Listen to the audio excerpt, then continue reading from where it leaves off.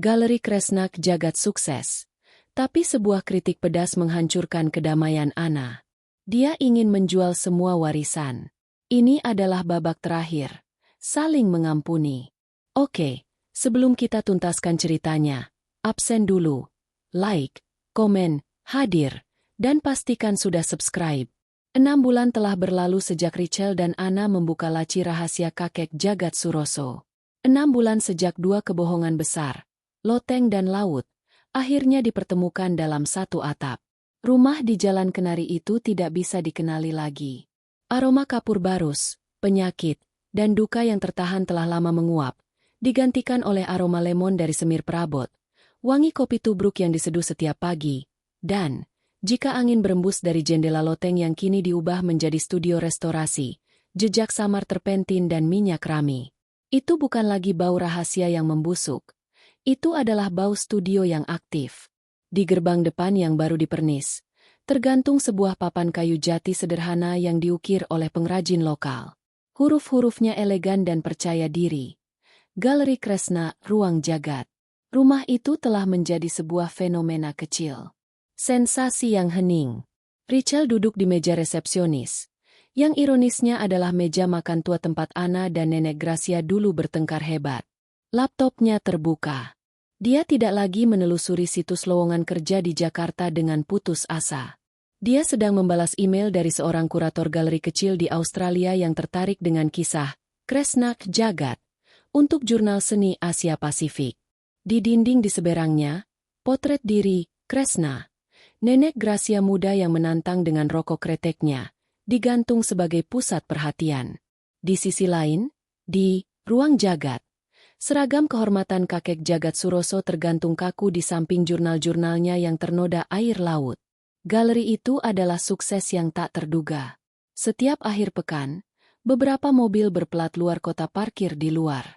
Pengunjung, mahasiswa seni, sejarawan, atau sekadar penikmat yang penasaran, datang dan berjalan pelan di ruang tamu yang telah disulap itu. Mereka berbicara dalam bisikan, membaca plakat-plakat yang ditulis Richelle, menceritakan tragedi 2 kehidupan yang paralel. Richelle telah menemukan panggilannya. Dia adalah kurator, manajer arsip, pemandu wisata, dan penjaga warisan, semua dalam satu paket. Dia menyesap kopinya dan melihat keluar jendela. Taman itu, yang dulu mati dan tak terurus, kini hidup kembali. Bunga bugenvil ungu yang dulu tumbuh liar kini telah dipangkas rapi. Melati-melati baru ditanam di sepanjang jalan setapak. Dan di sanalah ibunya, Anna. Anna tidak lagi terlihat seperti wanita yang hancur dan histeris.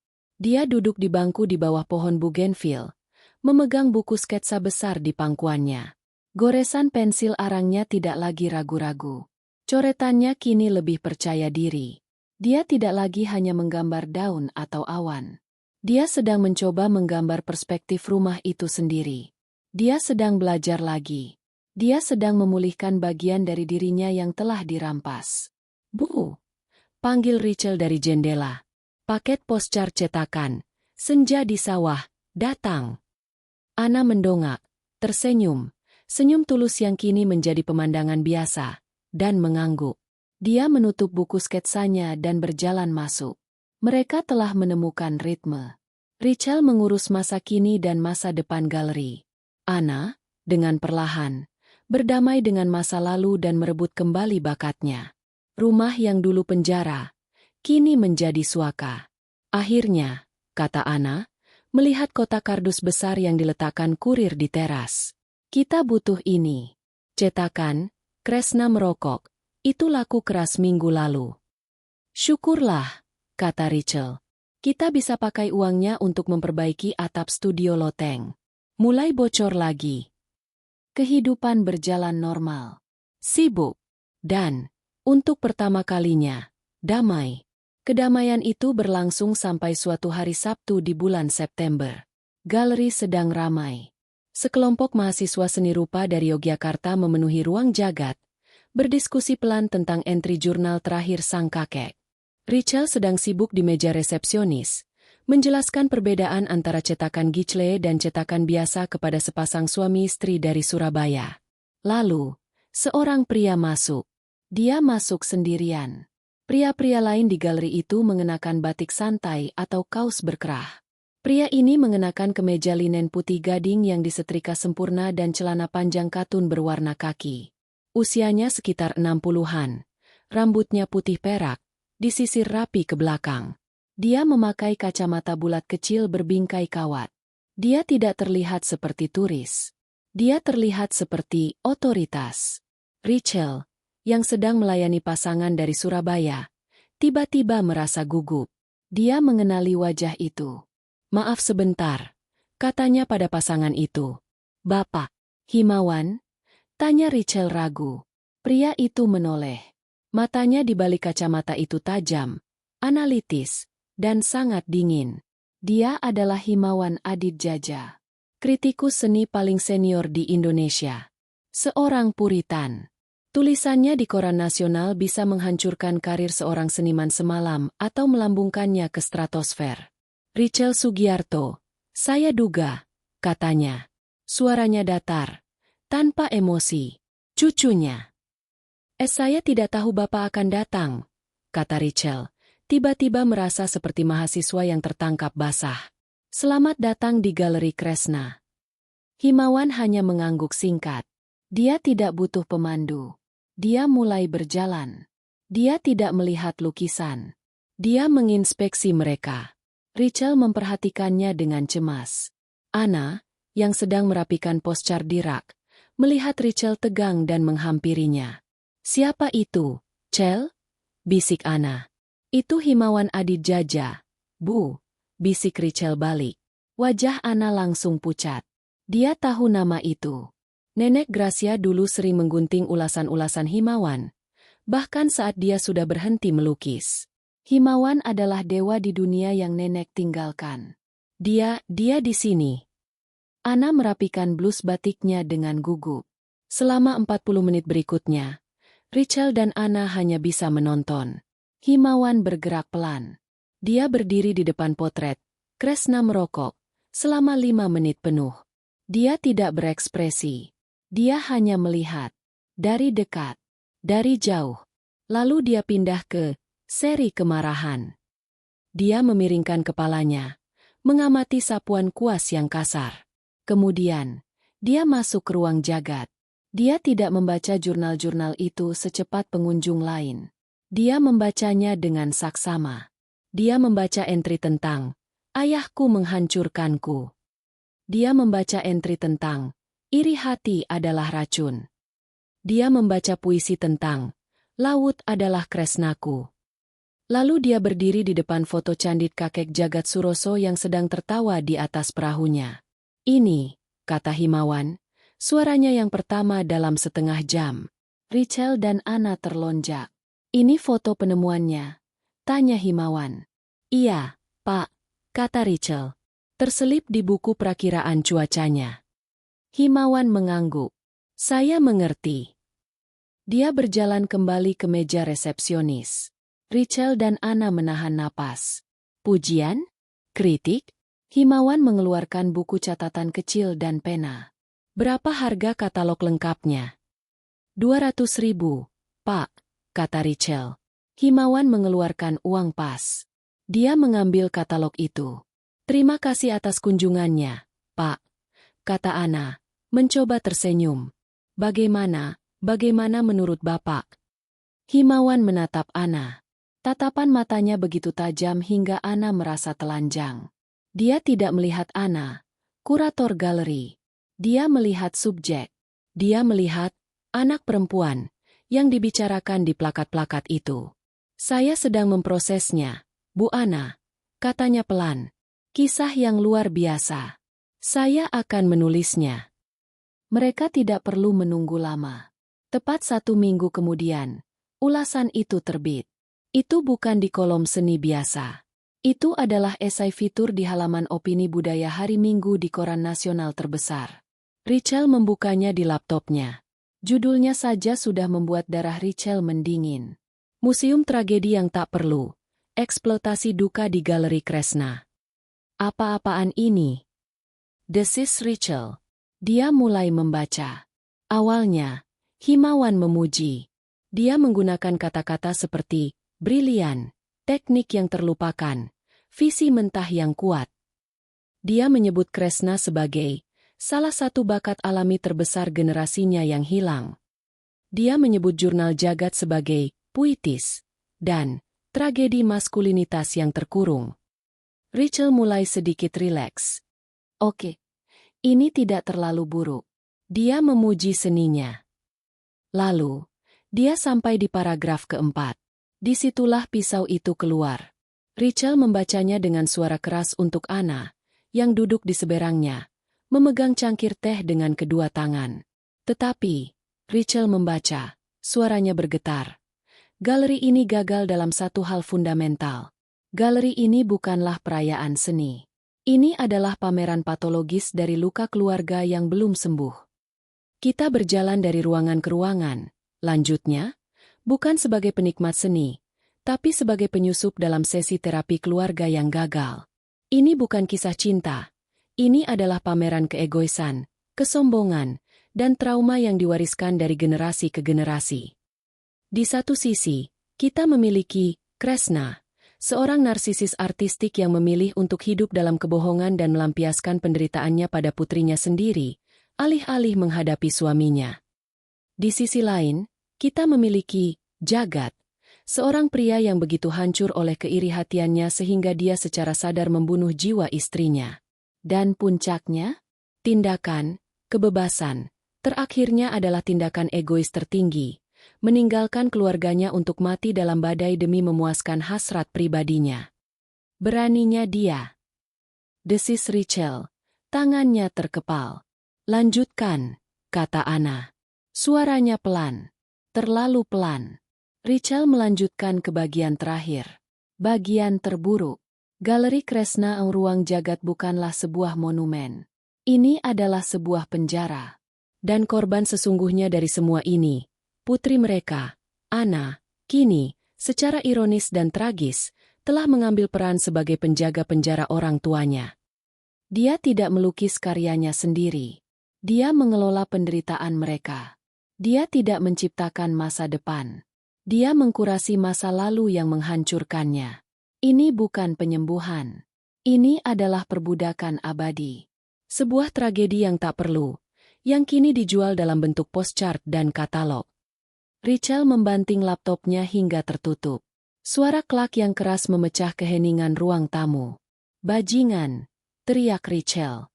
Dia tidak tahu apa-apa. Dia tidak tahu apa yang kita lalui. Beraninya dia menyebutmu, penjaga penjara? Rachel marah besar. Dia siap menulis surat balasan. Dia siap menelepon editornya. Dia menatap ibunya, mengharapkan kemarahan yang sama. Tapi Anna tidak marah. Anna menatap cangkir teh di tangannya. Dia tidak gemetar. Dia tidak menangis. Dia hanya kosong. Bu? Tanya Rachel. Ibu tidak apa-apa? Jangan dengarkan dia. Dia benar, bisik Anna. Rachel merasa seolah-olah lantai di bawahnya menghilang. Apa? Dia benar, ulang Anna. Suaranya datar. Dia mengangkat kepalanya. Matanya, yang selama 6 bulan terakhir mulai bersinar kembali, kini redup. Mati. Apa maksud ibu dia benar? Tuntut Rachel. Ibu sembuh. Ibu menggambar lagi. Kita bahagia. Apa kita bahagia, Rachel? Tanya Anna. Atau kita hanya sibuk? Aku menggambar daun. Aku menggambar kucing. Aku belum menggambar satu pun, karyaku sendiri. Aku masih takut. Dia berdiri dan berjalan ke potret, Kresna. Dia menatap mata ibunya yang terlukis di kanvas. Dia benar, kata Anna lagi. Aku tidak melukis. Aku mengelola penderitaannya. Bu, itu tidak benar. Itu proses. Bukan, kata Anna, menoleh ke Rachel. Aku tidak pernah benar-benar memaafkan mereka. Aku hanya mengerti mereka. Itu berbeda. Apa bedanya? Mengerti itu di otak, kata Anna, menunjuk ke kepalanya. Memaafkan itu di sini. Dia menunjuk ke hatinya. Dan aku Aku masih marah. Aku marah pada ibu karena dia merobek gambarku. Aku marah pada ayah karena dia lebih memilih mati di laut daripada tinggal bersamaku. Aku marah karena mereka berdua egois. Rachel terdiam. Dan kritikus itu melihatnya. Lanjut Anna.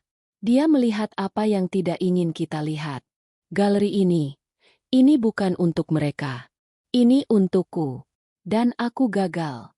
Aku masih anak kecil yang sama, yang berdiri di depan pintu, mendengarkan mereka bertengkar. Dia menatap Rachel. Aku masih penjaga penjara mereka. Dan aku menjadikanmu sesama penjaga. Itu tidak benar. Benar, kata Anna.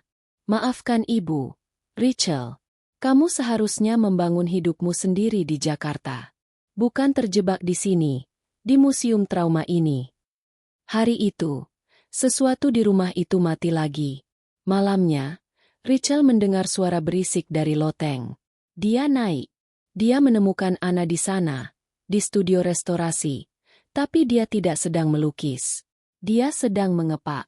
Dia melipat kain terpal, menutup kaleng-kaleng terpentin, dan membungkus lukisan-lukisan Nenek Gracia yang belum direstorasi dengan kain.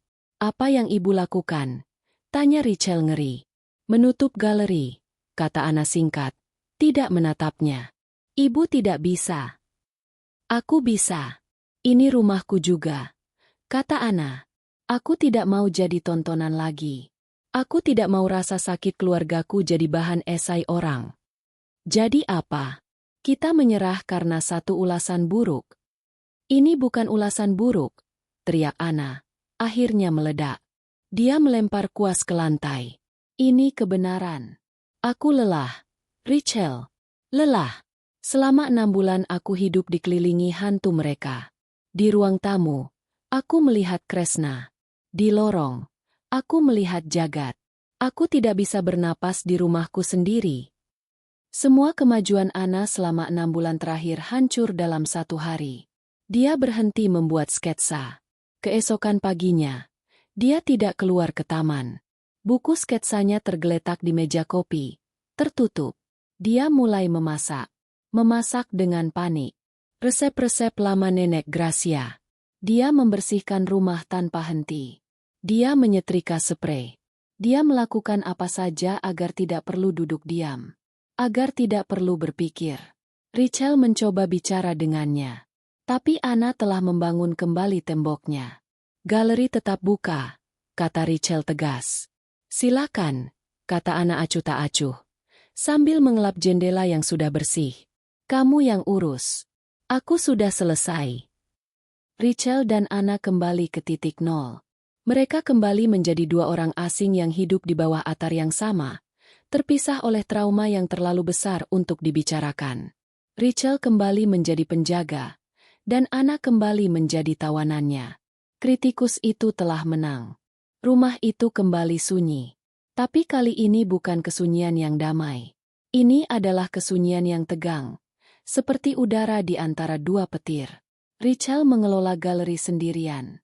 Dia menyapa segelintir pengunjung yang masih datang, memaksakan senyum, menjelaskan tentang sapuan kuas, Kresna, dan tragedi, jagat. Tapi hatinya tidak di sana. Dia merasa seperti penipu, persis seperti yang dituduhkan Himawan.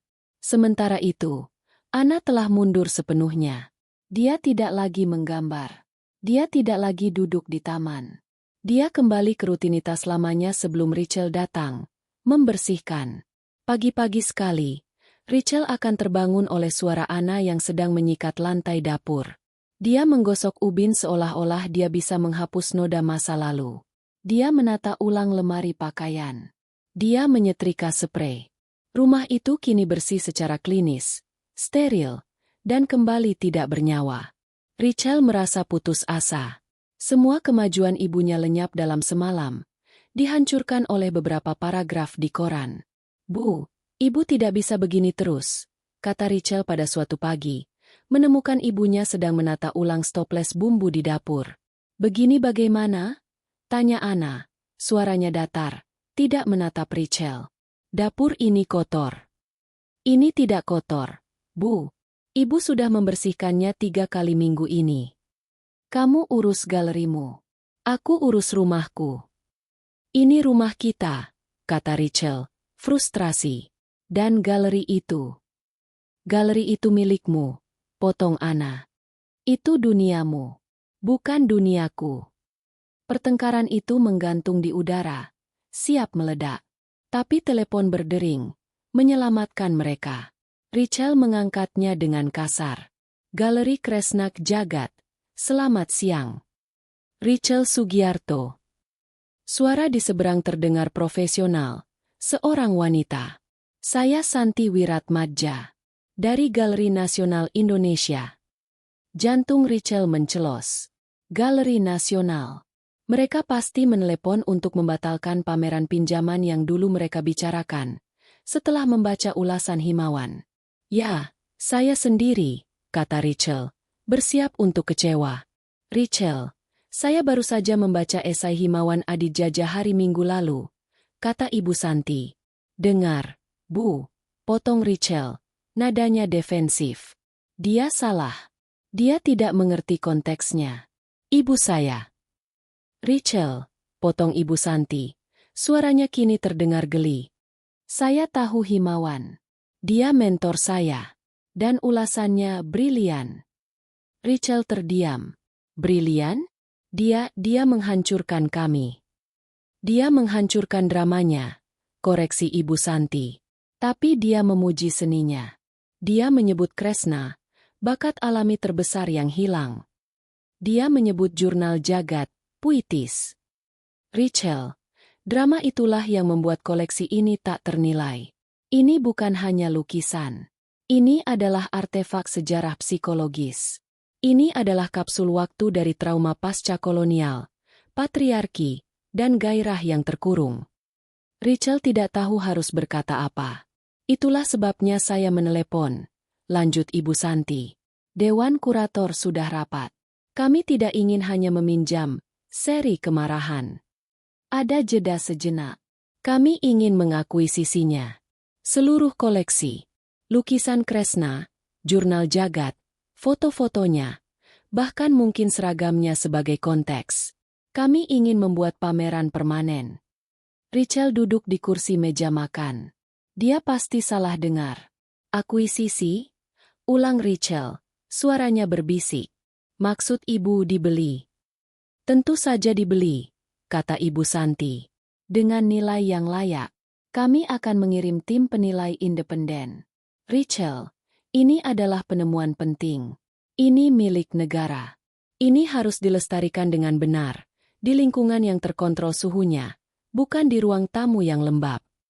Rachel menatap dinding ruang tamu yang memang mulai sedikit lembab di sudut. Pikirkan, kata Ibu Santi. Karya nenekmu akan abadi. Dia akan sejajar dengan Raden Saleh, dengan Affandi. Kisah kakekmu, kisah mereka akan diceritakan dengan benar, secara akademis, bukan sebagai gosip. Ibu Santi memberinya waktu 3 hari untuk berpikir. Rachel menutup telepon. Tangannya gemetar hebat. Dia berjalan mondar-mandir di galeri yang sepi itu. Pikirannya berpacu dalam 3 arah yang saling bertentangan. Pikiran pertama adalah validasi. Ini adalah jawaban telak untuk Himawan. Kritikus itu menyebut mereka penjaga penjara. Galeri Nasional menyebut mereka penemuan penting. Ini adalah kemenangan. Nenek Gracia, di Galeri Nasional. Kakek Jagat ceritanya diakui. Pikiran kedua adalah kebebasan. Finansial. Dia melihat kotak postcard yang belum dibuka. Dia memikirkan atap loteng yang bocor. Dia memikirkan rekening banknya yang menipis.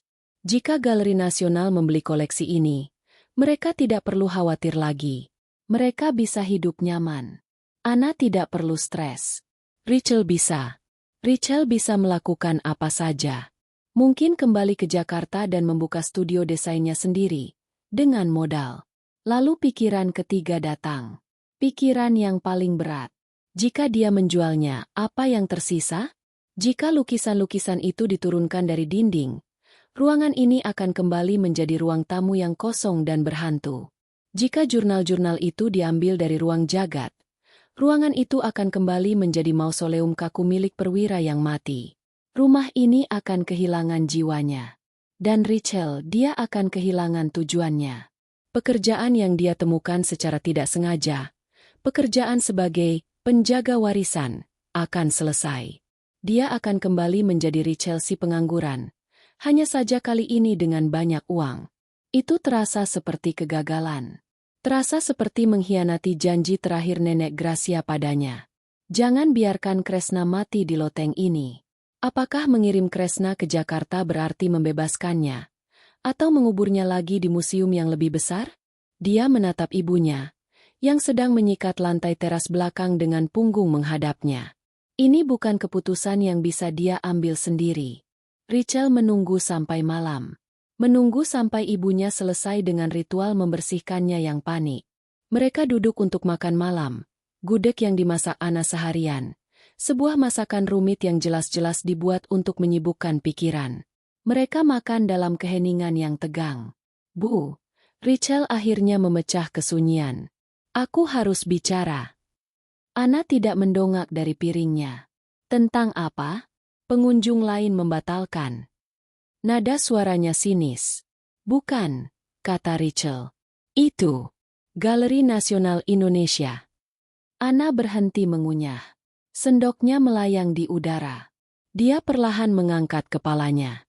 Mereka membaca ulasan himawan, kata Ana datar. Mereka mau membatalkan pameran pinjaman. Sudah kuduga. Mereka mau lebih, kata Rachel pelan. Bukan meminjam. Mereka mau membeli. Ana meletakkan sendoknya. Pelan. Sangat pelan. Mereka mau mengakuisisi koleksinya, lanjut Rachel, bersiap untuk ledakan. Dia menunggu ibunya berteriak. Menjual warisan ibuku? Tidak akan pernah. Dia menunggu ibunya menuduhnya mata duitan. Tapi Ana tidak berteriak. Dia hanya menatap Rachel. Matanya yang selama seminggu ini mati dan kosong.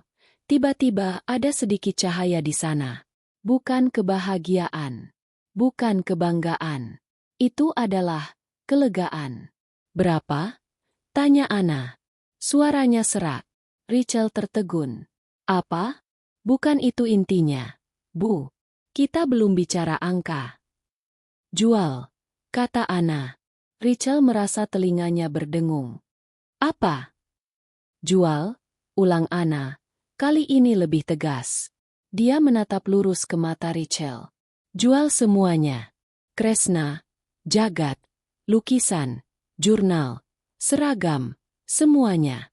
Berikan pada mereka. Rachel tidak bisa memproses ini. Tapi, Bu, ini warisan nenek. Ini kisah kakek. Ini kita. Bukan, kata Ana, berdiri. Dia mulai membereskan piring, meskipun mereka belum selesai makan. Ini mereka. Ini bukan kita. Aku lelah. Rachel. Dia berbalik di dapur, memegang piring kotor. Kritikus itu. Himawan. Dia benar. Bu, jangan mulai lagi. Dia benar. Suara Ana naik, memecahkan keheningan rumah itu. Aku capek hidup di museum. Aku capek bangun setiap pagi dan melihat potret. Kresna menatapku, seolah berkata, kamu tidak akan pernah seberani aku. Aku capek masuk ke ruang jagat dan mencium bau kegagalan seorang pria. Ini rumahku, Rachel. Aku mau rumahku kembali. Ini adalah rumah kita. Bukan, bantah Ana. Ini galeri. Ini pameran. Ini tontonan. Aku tidak mau galeri. Aku tidak mau jadi penjaga penjara yang dibilang kritikus itu. Dia berjalan mendekati Rachel. Matanya kini menyala-nyala. Aku mau pagi hari di mana aku bisa minum teh di teras tanpa harus memikirkan Kresna atau jagat. Aku mau menggambar kucing, dan itu hanya gambar kucing, bukan tindakan penebusan, atau kebangkitan bakat yang hilang. Dia mencengkeram lengan Rachel. Pikirkan, Chel, jika kita jual, mereka pergi. Hantu-hantu itu pergi. Mereka akan dirawat di Jakarta. Mereka akan jadi milik publik. Mereka akan jadi masalah orang lain. Dia menatap Rachel. Matanya memohon. Jual. Chel. Biarkan mereka pergi. Biarkan aku bebas. Rachel menatap ibunya. Dia melihat kelegaan di mata Anna. Tapi dia juga melihat sesuatu yang lain. Sesuatu yang membuatnya takut. Ini bukan kebebasan. Ini adalah amputasi. Ini adalah pelarian. Jadi begitu saja? Kata Rachel. Suaranya kini dingin. Dia melepaskan cengkeraman ibunya. Begitu apanya? 6 bulan, kata Rachel. 6 bulan kita bekerja. Kita menyembuhkan. Atau kita pikir kita menyembuhkan. Dan karena satu kritik dari orang asing, ibu menyerah? Ibu mau lari. Ini bukan lari, bantah Anna. Ini memilih hidup. Hidupku sendiri. Bukan hidup mereka. Ini lari, teriak Rachel. Ibu lari dari mereka. Sama seperti ibu lari dari segalanya. Ibu tidak pernah benar-benar menghadapinya. Ibu hanya menutup pintu lagi. Beraninya kamu. Aku berani. Rachel kini berdiri. Emosi yang terpendam. Rasa frustrasinya atas kemunduran Anna. Rasa takutnya akan kehilangan tujuan barunya. Semuanya meledak. Ibu tidak menghadapinya. Ibu hanya mengganti satu obsesi, membersihkan, dengan obsesi lain, galeri. Dan sekarang kembali ke membersihkan. Ibu tidak pernah benar-benar sembuh. Kamu tidak tahu apa-apa tentang sembuh. Kamu masih anak-anak, Rachel. Aku tahu tentang lari. Rachel mengambil langkah mendekat. Karena ibu ahlinya. Ibu lari dari nenek selama 10 tahun. Ibu lari dari kakek seumur hidup ibu. Dan ibu bahkan mencoba membuatku lari. Anna membeku. Apa maksudmu? Inilah saatnya. Luka terakhir di antara mereka. Bukan tentang Gracia atau Jagat. Luka yang belum pernah mereka bicarakan. Luka yang disebabkan Anna pada Rachel. Kereta itu, bisik Rachel. Suaranya gemetar karena amarah yang tertahan. Ibu pikir aku lupa. Wajah Anna kehilangan semua warnanya. Dia mundur selangkah. Tangannya terangkat seolah untuk menahan kata-kata Rachel. Rachel, jangan itu sudah lama. Oh, kita akan bicara soal ini, Bu. Sekarang. Rachel tidak mundur. Dia telah berubah sejak perjalanan kereta itu. Dia tidak takut lagi pada ibunya. Ibu masih berpikir itu normal? Melakukan itu padaku. Aku panik. Gumam Anna. Matanya liar mencari pelarian. Ibu menerorku, teriak Rachel. Ibu menyewa orang asing, si Jojo itu, untuk membuntutiku. Untuk menggeledah tasku. Untuk menaruh foto dan tiket lama. Aku pikir aku akan diculik. Aku pikir aku akan mati di kereta itu. Aku menelepon nenek, aku meneleponmu, dan tidak ada yang membantuku. Air mata kemarahan kini mengalir di pipi Rachel. Dia menghidupkan kembali ketakutan itu. Semua itu, semua drama psikologis murahan itu. Hanya karena ibu tidak bisa menerima aku mengambil keputusanku sendiri. Hanya karena aku mau menemui nenekku. Aku mencoba melindungimu. Jerit Anna, kini juga menangis. Dia runtuh ke kursi. Aku tidak mau kehilanganmu. Ibu tidak melindungiku. Ibu memanipulasiku. Rachel berteriak. Suaranya menggema di galeri yang sunyi itu. Potret Kresna di dinding menatap mereka. Seolah setuju. Ibu melakukan hal yang sama persis seperti yang nenek lakukan pada ibu. Anna mendongak. Wajahnya basah oleh air mata. Tidak. Ya, tegas Rachel. Nenek merobek gambarmu untuk melindungimu dari patah hati. Ibu menerorku di kereta untuk melindungiku dari patah hati. Kalian berdua sama saja. Kalian menghancurkan apa yang kalian cintai atas nama perlindungan. Rachel mundur, terengah-engah, dadanya sakit. Dia telah mengatakannya. Rahasia terakhir, luka terakhir di antara mereka berdua, kini terbuka menganga di tengah ruangan. Jadi jangan bicara padaku tentang bebas, Bu, kata Rachel. Suaranya kini kembali berbisik, lelah. Ibu tidak tahu apa arti bebas. Ibu hanya tahu cara lari. Dan sekarang, ibu lari lagi. Ibu lari dari nenek, ibu lari dari kakek, dan ibu lari dari apa yang ibu lakukan padaku. Rachel berbalik, meninggalkan Anna yang terisak sendirian di meja makan. Aku butuh udara. Dia berjalan keluar, membanting pintu depan, dan melangkah ke dalam kegelapan malam. Rachel tidak kembali malam itu. Dia berjalan. Dia berjalan tanpa tujuan menyusuri jalan-jalan kecil di kota itu, di bawah cahaya bulan, membiarkan kemarahan dan adrenalinnya surut. Dia berjalan sampai kakinya sakit dan udara malam yang dingin menjernihkan pikirannya. Dia telah mengatakannya. Rahasia terakhir yang paling menyakitkan di antara mereka berdua kini telah dilemparkan ke tengah ruangan. Dia baru kembali ke rumah setelah tengah malam. Dia tidak tahu apa yang akan dia temukan. Apakah ibunya akan mengunci pintu? Apakah ibunya akan kembali berteriak? Dia membuka pintu depan perlahan. Rumah itu gelap. "Sini, Bu," panggilnya pelan. Tidak ada jawaban. Rachel berjalan masuk. Di ruang tamu, di galeri, satu-satunya cahaya berasal dari lampu sorot kecil yang menerangi potret Kresna. Dan di sanalah ibunya. Anna duduk di lantai di bawah lukisan ibunya sendiri. Dia tidak menangis. Dia tidak bergerak. Dia hanya duduk memeluk lututnya, menatap potret Kresna yang tersenyum menantang. "Bu," kata Rachel lagi, lebih lembut. Anna tidak menoleh. "Dia pasti menertawaiku," bisik Anna. "Siapa?" "Dia." Anna menunjuk ke lukisan itu. "Ibuku." Dia pasti berpikir aku ini bodoh. Aku mengulangi semua kesalahannya. Persis seperti yang kamu bilang. Rachel menghela napas.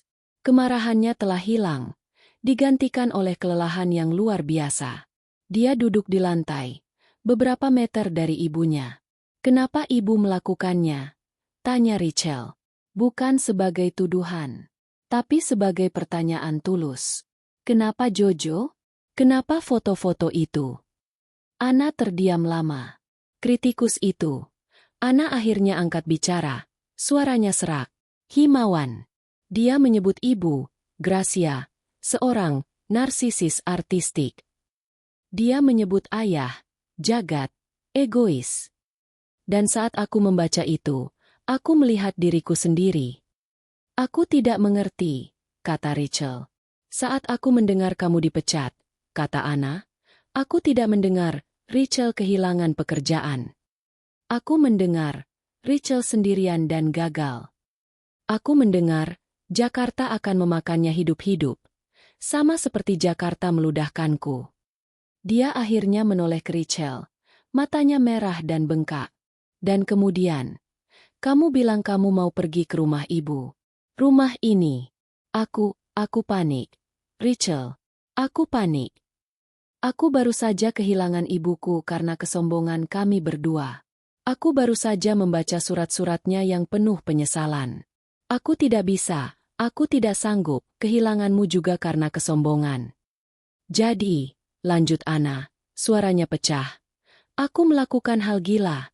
Aku menelepon kerabat jauh di Jakarta, si Jojo itu. Aku bilang, Rachel sedang dalam masalah, awasi dia. Tapi itu tidak cukup. Aku tahu kamu keras kepala. Sama sepertiku. Sama seperti nenek. Aku harus memaksamu pulang," bisik Anna. "Aku harus membuat perjalanan itu penting. Aku harus membuatmu takut sehingga kamu akan lari. Lari ke aku." Dia menunjuk ke lukisan Kresna lagi. "Jadi, aku jadi ibuku. Aku mengambil fotonya. Aku mengambil tiket lamanya dari laci.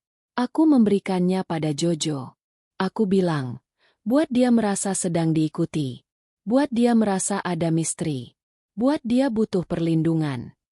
"Ya Tuhan, Bu," bisik Rachel. Ngeri mendengar rencana itu diucapkan dengan lantang.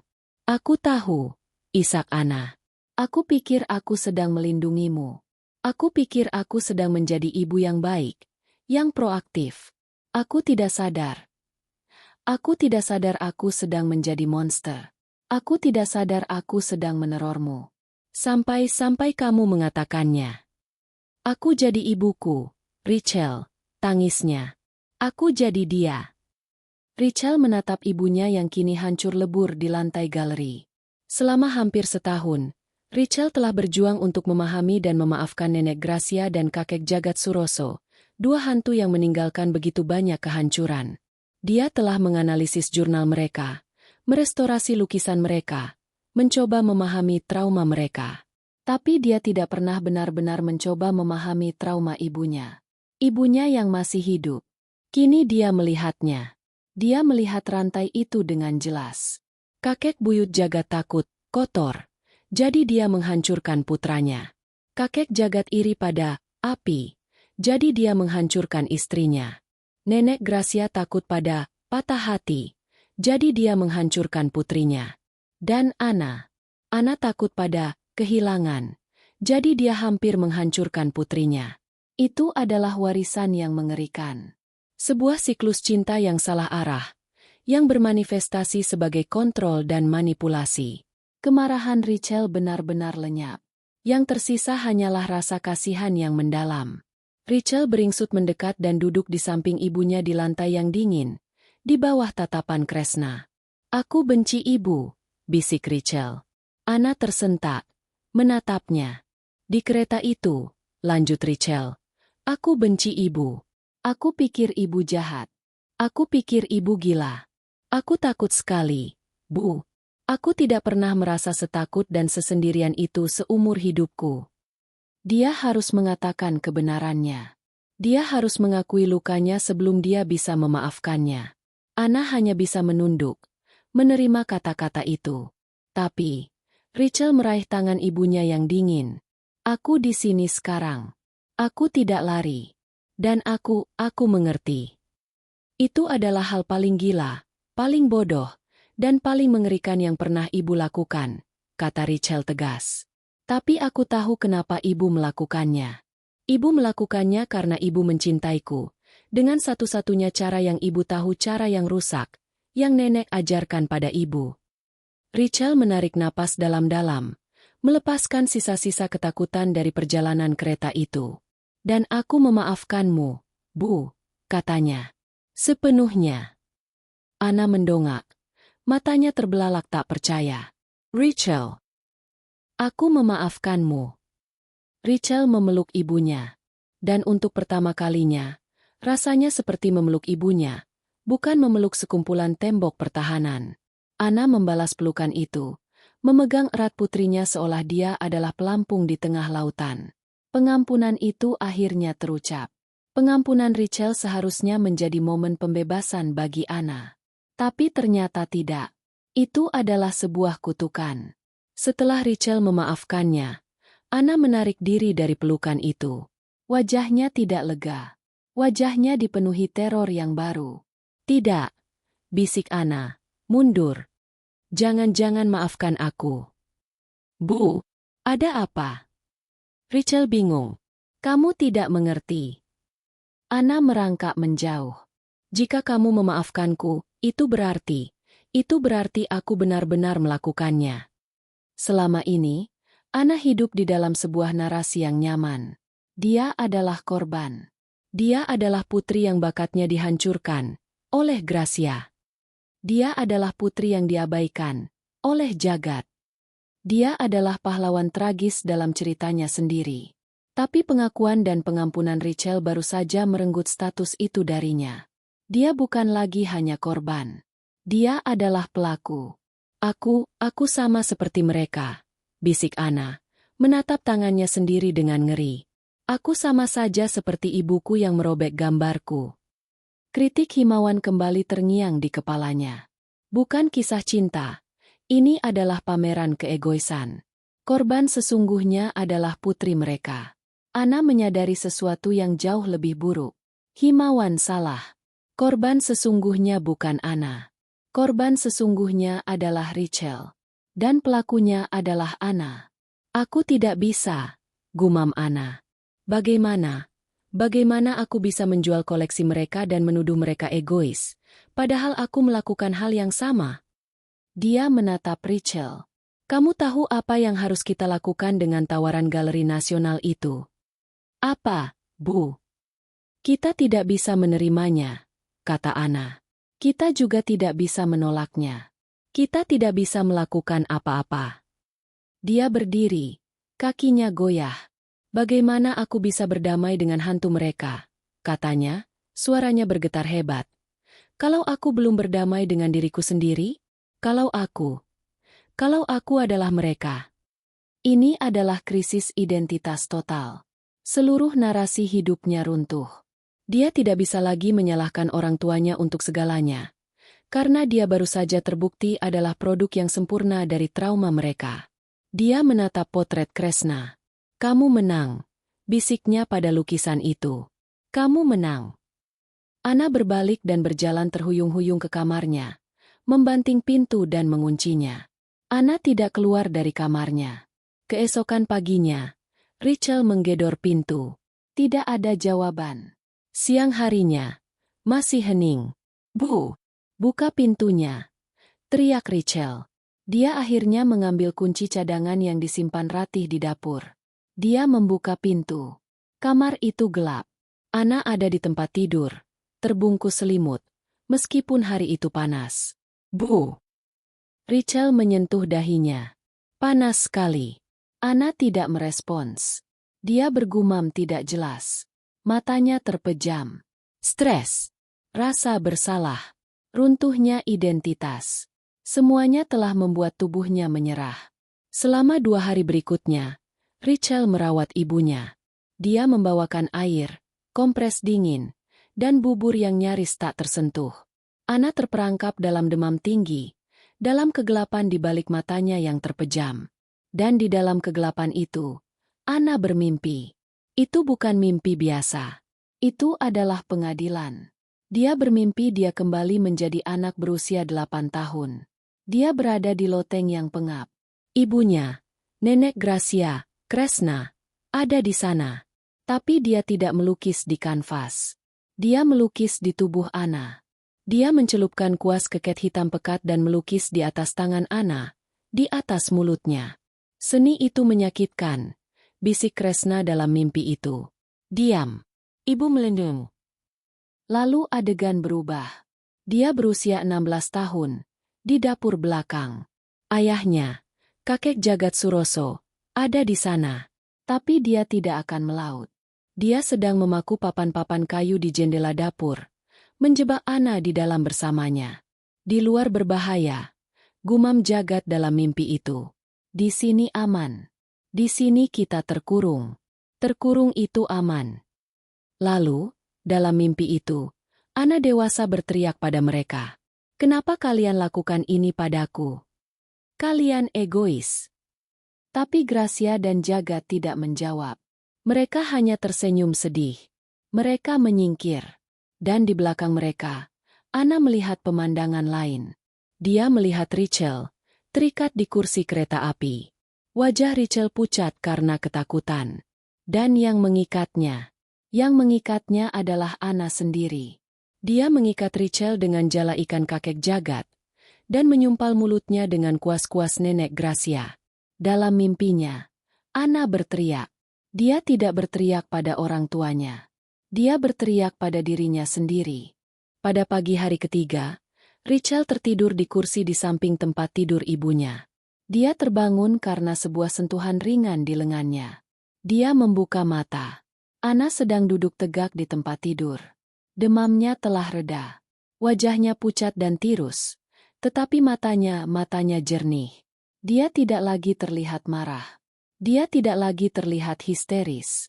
Dia tidak lagi terlihat depresi. Dia hanya terlihat kosong. Tapi bukan kosong yang menakutkan. Itu adalah kekosongan yang bersih. Seperti kanvas yang baru disiapkan. Ibu, bisik Rachel. Aku haus, kata Anna. Suaranya serak. Rachel buru-buru mengambilkan air. Anna meminumnya dalam sekali teguk. Dia menatap Rachel. Kamu menjagaku. Tentu saja, kata Rachel. Anna terdiam sejenak. Aku tahu apa yang harus kulakukan sekarang, katanya. Suaranya tenang dan pasti. Jantung Rachel berdebar. Melakukan apa? Tentang galeri. Bukan, kata Anna. Bukan tentang galeri. Bukan tentang himawan. Bukan tentang uang. Dia menyibakkan selimut. Kakinya goyah saat pertama kali berdiri. Antar ibu, katanya. Kemana, Bu? Ke dokter. Anna menggeleng. Dia berjalan ke lemari dan mengambil blus hitam bersih. Ke pemakaman, katanya. Rachel bingung, tapi dia tidak membantah. Ada sesuatu yang telah berubah dalam diri ibunya. Pertempuran telah berakhir. Rachel membantunya berpakaian. Perjalanan ke pemakaman berlangsung dalam keheningan total. Mereka tidak bicara soal Galeri Nasional. Mereka tidak bicara soal Jojo. Pemakaman kecil itu sepi di sore hari. Matahari bersinar lembut. Anna berjalan sendirian menuju dua nisan yang berdiri berdampingan. Gracia Suroso, Kresna, dan Jagat Suroso, sang nelayan. Nama-nama itu telah Rachel tambahkan. Anna berdiri di depan gundukan tanah itu. Dia tampak sangat kecil dan rapuh. Rachel berdiri di dekat mobil, memberinya ruang. Hatinya berdebar kencang. Dia tidak tahu apa yang akan terjadi. Apakah ibunya akan mengamuk? Apakah dia akan menangis? Anna hanya berdiri di sana. Selama 5 menit. 10 menit. Dia hanya menatap dua nama itu. Ini adalah konfrontasi terakhir. Bukan dalam mimpi yang penuh demam.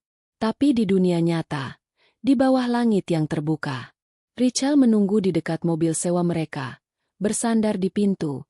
Memberikan ibunya ruang. Dia memperhatikan punggung ibunya. Anna, yang berdiri kaku di depan dua nisan sederhana yang berdiri berdampingan. Gracia Suroso, Kresna, dan Jagat Suroso, sang nelayan. Pemakaman itu sunyi. Angin sore berdesir pelan, membawa aroma bunga Kamboja yang gugur. Anna berdiri di sana selama 5, 10, 15 menit. Dia tidak bergerak. Dia tidak menangis. Dia hanya menatap dua nama yang terukir di batu itu. Rachel mulai cemas. Apakah ibunya membeku lagi? Apakah ini terlalu berat? Lalu, Rachel melihat ibunya menarik napas dalam-dalam. Dan dia mulai berbicara. Bukan pada dirinya sendiri, tapi pada mereka. Ibu, ayah. Suara Anna pelan, serak karena demam dan tangis, tetapi terdengar jelas di udara yang tenang. Kalian egois, katanya. Rachel tersentak. Kalian berdua, lanjut Anna. Sangat, sangat egois. Kalian terkurung dalam penderitaan kalian sendiri sehingga kalian tidak bisa melihatku. Ibu lebih memilih ketakutan ibu daripada bakatku. Ayah lebih memilih kebebasan ayah daripada keluargamu. Dia berhenti, seolah menunggu jawaban. Tentu saja, tidak ada. Kalian menyakitiku, bisiknya. Selama 40 tahun lebih, aku hidup sebagai bayangan dari trauma kalian. Aku dibuat merasa tidak berharga. Aku dibuat merasa seperti sebuah kesalahan. Aku benci kalian berdua. Rachel menahan napas. Ini adalah racun yang perlu dikeluarkan. Anna terdiam lagi. Dia menunduk. Tapi, katanya, suaranya kini sedikit bergetar. Setelah semua ini, setelah aku membaca surat ibu, setelah aku membaca jurnal ayah, aku mengerti. Aku mengerti, Bu. Rasa takutmu. Rasa takut melihatku dihancurkan oleh pria sepertinya. Anna menunjuk ke nisan Jagat. Aku mengerti. Dan ayah, dia beralih. Aku mengerti. Rasa irimu. Rasa sakitmu karena dipaksa menjadi sesuatu yang bukan dirimu. Aku mengerti. Angin bertiup lagi. Anna menyibakkan rambutnya yang pendek. Masalahnya, katanya pelan, adalah aku juga mengerti diriku sendiri sekarang. Aku juga jadi kalian. Aku jadi ibu, yang memanipulasi karena takut. Aku jadi ayah, yang egois karena rasa sakitku sendiri. Aku meneror putriku sendiri, Rachel. Aku melakukan hal yang sama persis. Dia tertawa, tawa kering yang terdengar seperti isak tangis. Lucu sekali. Warisan keluarga kita bukan seni atau kehormatan. Warisan kita adalah rasa takut. Dia mengambil napas dalam-dalam. Ini adalah momennya. Tapi aku tidak mau, katanya tegas. Aku tidak mau warisan itu lagi. Aku tidak mau jadi kalian. Kalian hanya manusia. Manusia yang patah hati. Sama sepertiku. Dia maju selangkah. Dia menyentuh nisan ibunya, Kresna. Lalu dia menyentuh nisan ayahnya, sang nelayan. Aku memaafkan kalian, bisik Ana. Bukan karena kalian pantas mendapatkannya. Tapi karena aku pantas mendapatkannya. Aku pantas untuk bebas. Aku memaafkanmu, Bu, karena menghancurkan bakatku. Aku memaafkanmu, Ayah, karena mengabaikanku. Dia menarik napas panjang, dan untuk pertama kalinya, napas itu terasa penuh. Aku selesai. Ana tidak langsung pergi. Dia berjalan kembali ke mobil, tempat Richelle berdiri menunggunya. Mata Richelle berkaca-kaca. Bu! Bisik Richelle. Ana tersenyum tipis. Tunggu sebentar. Dia membuka pintu belakang mobil. Di sana, ada dua benda yang dia bawa dari rumah. Yang pertama adalah buku sketsa barunya. Buku yang dia gunakan di taman. Buku yang penuh dengan gambar daun, kucing, dan perspektif rumah. Buku itu sudah terisi penuh. Dia berjalan kembali ke makam ibunya, Nenek Gracia. Dia meletakkan buku sketsa itu di dasar nisan. Ibu tidak berhasil membunuhnya, bisik Ana pada batu nisan itu. Ibu mencoba, tapi ibu gagal. Bakat ini, ibu memberikannya padaku. Dan sekarang ini milikku. Dia tidak meninggalkan buku itu sebagai persembahan. Dia meninggalkannya sebagai bukti. Bukti bahwa dia selamat. Kemudian, dia kembali ke mobil dan mengambil benda kedua. Itu adalah sebuah kerang laut besar, seukuran telapak tangannya. Kerang itu berwarna putih pucat dengan guratan oranye. Richelle ingat di mana dia melihatnya. Di laci paling bawah meja kakek jagat, tersembunyi di bawah kompas dan jurnal. Ana pasti menemukannya saat mereka membereskan ruangan. Ana berjalan ke nisan ayahnya, Jagat Suroso. Dia meletakkan kerang itu di atas gundukan tanah. Aku tidak tahu banyak tentang laut, Ayah, katanya lembut. Aku benci baunya. Tapi ayah mencintainya. Dan itu tidak apa-apa. Dia menyentuh nisan itu. Aku harap lautmu tenang. Setelah itu, Ana berbalik. Dia berjalan menjauh dari dua makam itu tanpa menoleh ke belakang. Dia berjalan melewati gerbang pemakaman, menghampiri Richelle yang berdiri di samping mobil. Dia tampak lebih ringan.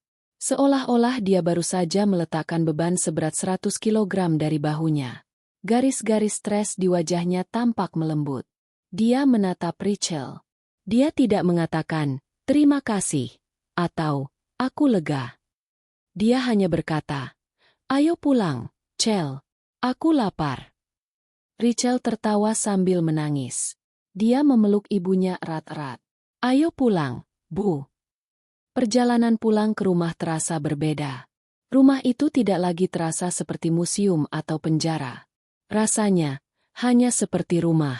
Malam itu, mereka duduk di meja makan, meja resepsionis galeri. Tawaran dari Galeri Nasional masih menggantung di udara. Analah yang pertama kali mengangkat topik itu. Tentang tawaran Jakarta itu, katanya sambil mengaduk teh. "Ya?" kata Richelle, tegang. "Terserah kamu, Chell." Richelle terkejut. "Terserah aku? Ini warisan keluarga kita." "Bukan," kata Ana, menatap Richelle dengan mata jernih yang baru. "Ini warisanmu. Nenek Gracia memberikannya padamu. Kunci peti itu ada di kotak musikmu. Surat terakhirnya untukmu. Dia memilihmu." Ana tersenyum. "Aku hanya penjaga arsipnya saja. Kamu adalah kuratornya. Apapun keputusanmu, aku akan mendukungmu." Aku tidak lagi terikat pada benda-benda itu. Rachel menatap ibunya. Dia benar-benar bebas. Kini, giliran Rachel. Beban keputusan itu sepenuhnya ada di pundaknya. Apa yang akan dia lakukan? Dia memikirkan uang. Dia memikirkan validasi. Dia memikirkan kebebasan finansial. Lalu dia memikirkan arti, mengasihi, yang sesungguhnya. Dia mengambil ponselnya dan menelepon Ibu Santi di Galeri Nasional. Ibu Santi, ini Rachel Sugiarto. Rachel, saya menunggu kabar Anda. Jadi, bagaimana? Apakah dewan kami bisa melanjutkan proses akuisisi? Rachel menarik napas. Dia menatap potret Kresna di dinding. Lalu ke ruang jagat. Bu Santi, kata Rachel, suaranya mantap. Dengan segala hormat, kami harus menolak tawaran akuisisi. Ada keheningan di seberang sana. Menolak? Rachel, ini tawaran yang sangat serius. Saya tahu. Dan kami sangat tersanjung, kata Rachel. Tapi setelah berdiskusi, kami rasa warisan mereka harus tetap di rumah ini. Disinilah mereka hidup. Disinilah mereka menderita. Disinilah mereka menciptakan karya mereka. Mengambil mereka dari sini rasanya salah. Rachel melanjutkan sebelum Ibu Santi bisa memotong. Tapi, kami punya proposal tandingan. Oh ya. Bukan akuisisi, kata Rachel. Tapi pameran pinjaman, loan exhibition. Pameran keliling nasional. Kita bisa memulainya di Jakarta. Judulnya, Kresnak Jagat, Loteng dan Laut. Kami ingin cerita mereka didengar, kata Rachel, kini penuh percaya diri. Kami ingin lukisan dan jurnal ini berkelana. Sesuatu yang tidak pernah bisa mereka lakukan saat mereka hidup. Mereka berhak berkelana, Bu Santi. Tapi mereka juga berhak untuk pulang. Ke sini. Ke rumah ini. Ada keheningan panjang lagi. Rachel bisa mendengar Ibu Santi berpikir. Rachel, kata Ibu Santi akhirnya. Suaranya terdengar berbeda. Bukan lagi suara kurator yang ingin membeli. Tapi suara kolega yang terkesan. Itu adalah proposal yang sangat bijak. Dan sangat indah. Saya rasa Dewan akan sangat tertarik. Kirimkan proposal resminya. Rachel menutup telepon. Dia menatap Anna. Anna tersenyum bangga. Itu baru putriku. Rachel telah menemukan solusinya. Dia tidak lari dari warisan itu. Dia juga tidak terkurung olehnya. Dia telah menemukan cara untuk menghormati masa lalu, sekaligus membebaskannya. Beberapa minggu berlalu. Kehidupan di rumah itu menemukan ritme baru yang damai. Rachel sibuk menyusun proposal pameran keliling, membuat katalog digital, dan berkorespondensi dengan Jakarta. Anna hanya ada. Dia membaca buku. Dia merawat taman. Dia memasak. Dia tidak lagi membersihkan secara obsesif. Dia tidak lagi terlihat gelisah. Buku sketsanya yang lama, yang dia tinggalkan di makam, telah diganti. Rachel membelikannya yang baru, yang lebih besar. Tapi Anna belum menyentuhnya. Buku itu tergeletak bersih di meja kopi. Rachel tidak memaksanya. Suatu sore, Rachel sedang tenggelam dalam email, membalas pertanyaan teknis tentang kelembapan untuk transportasi kanvas. Dia begitu fokus sehingga tidak menyadari ibunya telah mengambil sesuatu dari studio loteng. Dia baru sadar ketika mendengar suara aneh dari teras. Suara gesekan arang di atas kanvas. Dia mendongak. Ibunya, Anna, tidak sedang duduk di bangku. Dia berdiri. Di depannya, ada sebuah easel yang dibelikan Rachel berbulan-bulan lalu dan tidak pernah tersentuh.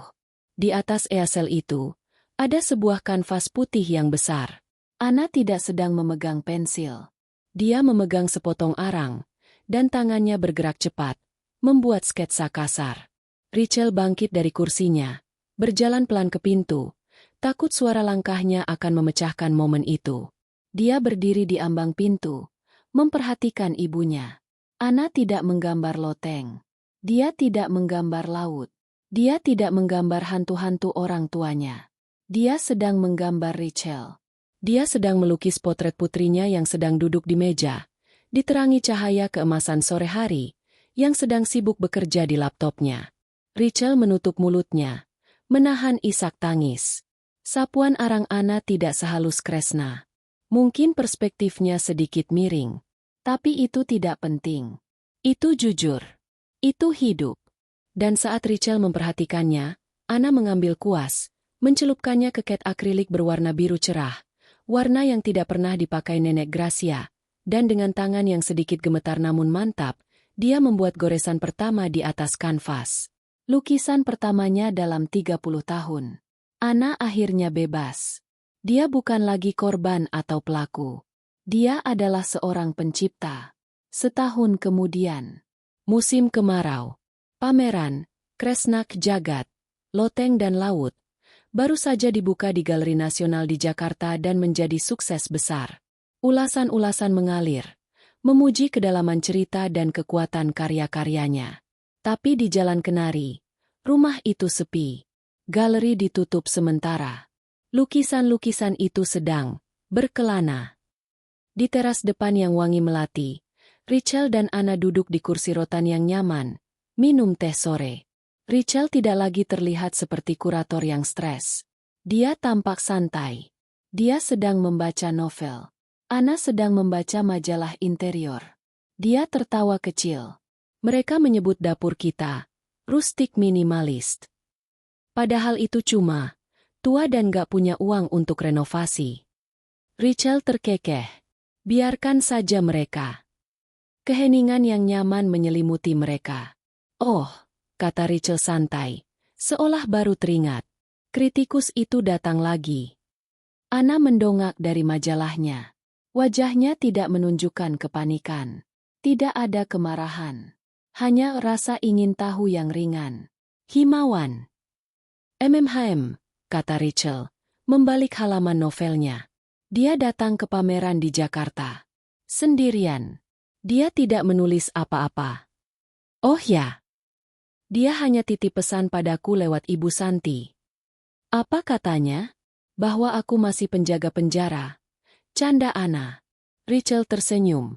Dia bilang dia suka lukisan barumu. Yang potret aku. Dia bilang lukisan itu punya suara yang jujur. Ana tersenyum. Senyum yang tulus. Dia tidak tersipu. Dia tidak sombong. Dia hanya menerima pujian itu.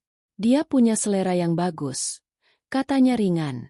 Validasi dari luar tidak lagi menyakitinya. Tetapi juga tidak lagi dibutuhkannya. Ana berdiri dan meregangkan badan. Sudah sore. Dia melihat ke taman yang rimbun. Aku mau coba masak sesuatu untuk makan malam. Oke. Mau ku bantu? Boleh, kata Ana, berjalan menuju dapur. Aku mau coba masak resep asem-asem daging nenek, yang dulu rasanya selalu aneh kalau aku yang bikin. Rachel tersenyum dan menutup novelnya. Dia tidak lagi takut pada hantu neneknya. Dia tidak lagi malu pada hantu kakeknya. Dan dia tidak lagi marah pada ibunya. Dia mengikuti Ana masuk ke dalam rumah. Rumah yang kini penuh dengan cahaya. Rumah yang kini benar-benar menjadi rumah. Itu dia akhir dari perjalanan panjang Rachel dan Ana. Mereka akhirnya menemukan kedamaian. Sekarang giliran kalian. Setelah tahu semua ceritanya, apakah kalian setuju dengan kritikus Himawan? Komen di bawah. Setuju, Gracia Jagat memang egois. Atau tidak setuju, mereka juga korban keadaan. Aku penasaran. Kalian ada di tim mana?